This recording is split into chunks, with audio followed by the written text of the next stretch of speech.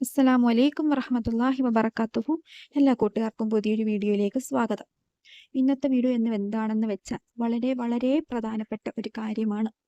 ഒരു കുടുംബത്തിന്, എനിക്ക് അറിയാവുന്ന ഒരു കുടുംബത്തിന്, അവർക്ക് വെറും ഒറ്റ ദിവസം കൊണ്ട് അവർ ആത്മാർത്ഥമായി മനസ്സിൽ നേർച്ച വെച്ചു കൊണ്ട് ചൊല്ലി, അവർക്ക് ഒറ്റ ദിവസം കൊണ്ട് അവരുടെ ബുദ്ധിമുട്ട് എല്ലാം നീങ്ങി പോകുകയും അവരുടെ ദുആയ്ക്ക് ഉത്തരം ലഭിക്കുകയും ചെയ്തു.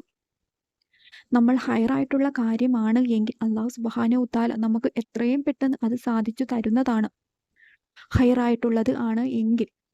അതുകൊണ്ട് എല്ലാവരും ഞാൻ ഈ പറയുന്ന കാര്യം സ്കിപ്പ് ചെയ്യാതെ മുഴുവനായിട്ട് കാണാൻ ശ്രമിക്കുക. നിങ്ങളുടെ ജീവിതത്തിൽ ഉണ്ടാകുന്ന എല്ലാ ബുദ്ധിമുട്ടുകളും എല്ലാ വിഷമങ്ങളും മാറിക്കിട്ടുന്നതാണ്.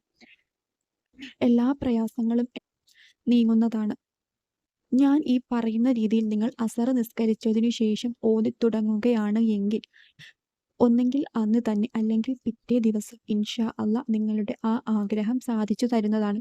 ഇനി എന്ത് ബുദ്ധിമുട്ടുകളായിക്കോട്ടെ, എന്ത് പ്രയാസങ്ങളായിക്കോട്ടെ, മക്കളുടെ വിദ്യാഭ്യാസം, ജോലി, വിസയുടെ തടസ്സം, വിവാഹ തടസ്സം, പലിശ, വീട് പണി പാതി വഴിയിൽ ഉപേക്ഷിച്ചു നിൽക്കുകയാണ്, ഇനി എന്ത് ചെയ്യും, കടക്കെണിയിൽ കുടുങ്ങി നിൽക്കുന്നു, അങ്ങനെ എന്ത് പ്രശ്നങ്ങളും ആയിക്കോട്ടെ അത് എല്ലാം മാറിക്കിട്ടുന്നതാണ്. നിങ്ങൾ അല്ലാഹു സുബ്ഹാനഹു തആലയെ മുറുകെ പിടിക്കുക.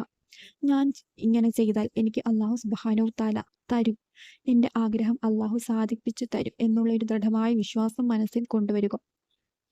നിങ്ങൾ അസർ നമസ്കരിച്ചതിനു ശേഷം ആ നിസ്കാരപ്പായയിൽ ഇരുന്നു കൊണ്ട് തന്നെ 1111 പ്രാവശ്യം ആയത്തുൽ കുർസി ഓതുക.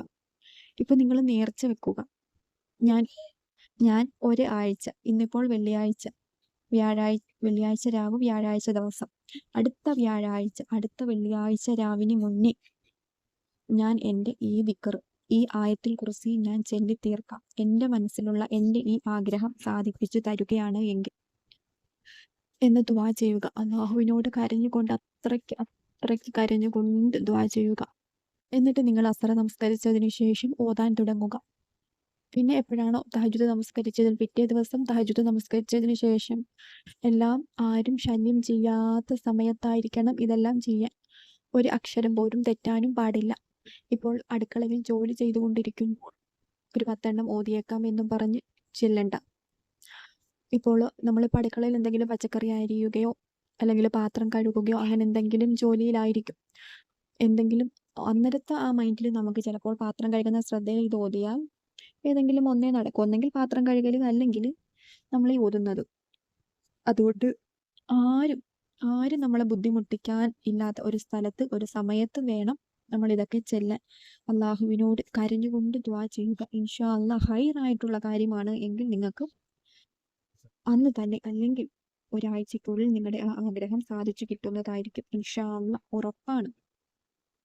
അതുകൊണ്ട് എല്ലാവരും ഇന്ന് തന്നെ ഇത് നേർച്ച വെച്ച് ഓടാൻ തുടങ്ങുക. ഇൻഷാ അള്ളാഹ് നമ്മുടെ ജീവിതത്തിൽ എന്ത് ബുദ്ധിമുട്ടുകൾ അല്ലാഹു സുബ്ഹാനഹു വ തആല മാറ്റി തരുമാറാകട്ടെ. ആമീൻ യാ റബ്ബൽ ആലമീൻ.